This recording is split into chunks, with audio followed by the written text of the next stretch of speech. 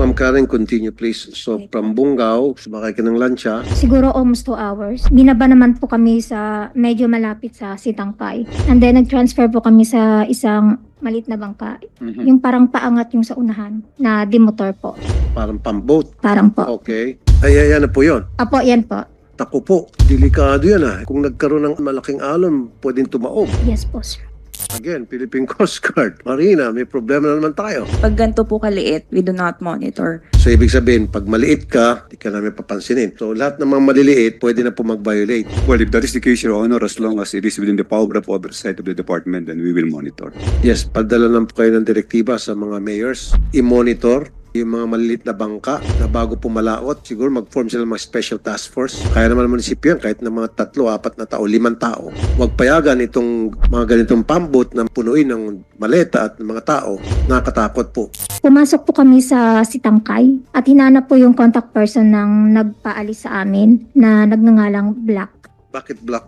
Black siya kung ipo-pronounce natin, pero sa Malayo is Black. Tausog po siya. Then, from 2:30 AM po, sumakay na naman po kami ng bangka. Papunta naman pong Semporna, Sabah. Tapos, alas 7 ng gabi po or 8, sumakay naman po kami ng 2 Hilux. Papunta naman po yun from Semporna to Kota Kinabalu, Sabah. 2 days before our flight, may kumuha po ng passport namin para sa tinatawag nilang chop-chop. Bakit chap-chap? Tatatakan lang nila pero hindi lalabas yung pangalan namin sa system. At meron silang contact person doon sa KK Airport na immigration officer. August 13 po ng gabi, flight na po namin. May sinend po sa amin yung contact person na picture kung saan po kami pipila na immigration officer. So, ibig sabihin, yung immigration officer na pipilahan nyo, kasabat yun. Tapos may itatype or magtatanong tapos yun na po, tuloy-tuloy na po, smooth na po yung biyahe namin. Lumipad kami papuntang Kuala Lumpur po. Pagdating po ng Kuala Lumpur, andun na po yung nag-arrange, sinundo na po kami. August 29 po ng 5 AM, may kumatok po sa hotel namin. Pinagkasya po kami sa isang maliit na sasakyan, dala-dala po yung 3 naming bagahe. Pagkapas po sa amin, pinababa kami ng driver, may pumasok na 3 lalaki doon sa sasakyan, pinaiwan yung bagahe namin. At ilang segundo lang po nakalipas, may nagbigay ng go signal namin para bumaba sa bangin. Ba't kayo bababa sa bangin? Bababa po ng bangin, tapos papasok ng tunnel. Tapos nagstay po kami ng ilang minuto doon. Tapos inakyat namin yung 4 na bundok. 4 na bundok? Opo, sir.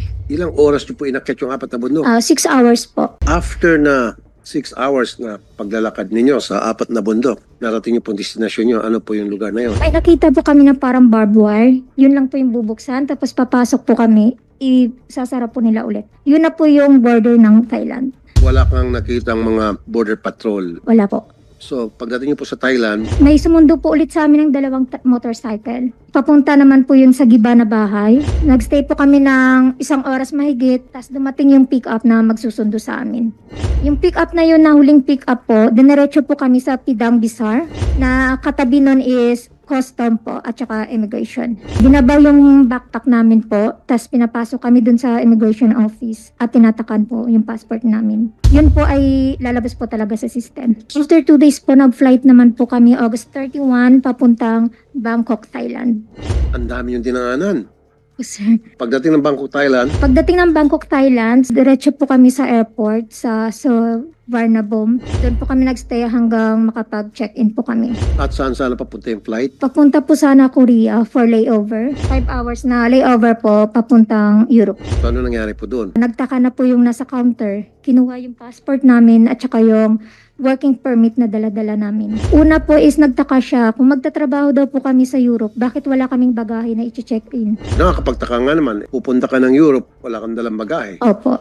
So, ano pong sinabi nyo? Nagbusisi po siya dun sa system. Tapos maya-maya po sabi niya, upo po muna kayo, i-verify ko lang po. Pero after 30 minutes po, may lumapit po sa amin na babae. Sabi niya, I'm so sorry, you cannot fly tonight. And I cannot guarantee you that you can travel to another country. Siyempre, confident po kami na makakaalis kami na legal kasi may papers naman po kami kompleto. Sabi ko po, pwede po ba namin malaman kung ano yung dahilan? Sabi niya po is immigration problem. Meaning, yung working permit ninyo at working visa ay fake. Opo. So, ano pong nangyari? After that po, kanya-kanya na po kami tawag sa pamilya namin. Tapos, naisipan ko mag-check ng working visa, i-verify ko kung legit ba siya. Nalaman ko na fake yung working visa na hawak namin. Doon nyo na na-realize na wala na kayong pag-asa makalabas ng Opo. bansa. Opo.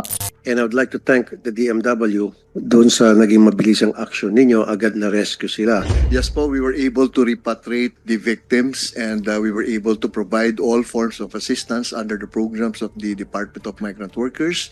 And we filed the proper and appropriate case for large-scale illegal recruitment against the perpetrators of this heinous offense. Saan po yung isang team? Kasi dalawang team yan eh. Yung kasamahan po nila, Mr. Chair, sa Kuala Lumpur pa, they will be repatriated soon. We are just arranging some documentations with our MWO for the proper repatriation. Pero safe na sila. Yes.